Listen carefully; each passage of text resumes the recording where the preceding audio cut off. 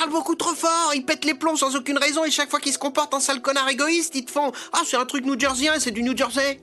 Eh, vous parlez du New Jersey? Et moi, mes potes, on est du New Jersey.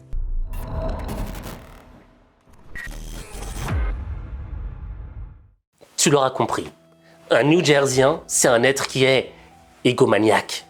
Il a besoin de ressentir à travers le regard des autres, à travers le regard du monde, que c'est lui le meilleur, que c'est lui le plus beau.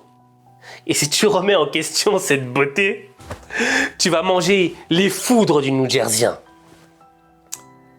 Mais en réalité, c'est une vraie leçon de vie pour toi et moi. Tu vois, Donald Trump, à travers son caractère new-jerseyien, nous démontre une chose.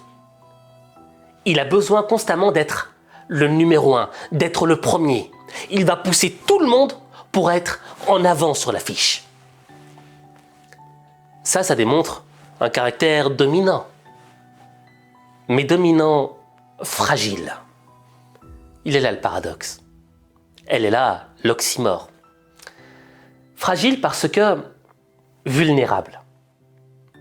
Il suffit d'une petite critique, toute légère, pour le faire réagir de manière nucléaire. Non, je ne veux pas m'excuser. What I'm doing with regard to Iran, and you cannot have a nuclear Iran. On ne peut pas laisser l'Iran devenir une puissance nucléaire. Cela ferait des centaines de millions de morts. On ne doit pas laisser cela arriver.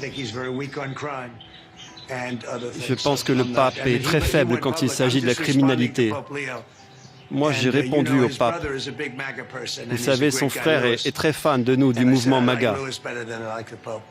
Et en réalité, la source de cette fragilité, elle naît dans la fusion entre notre identité propre et ce que les autres pensent de nous.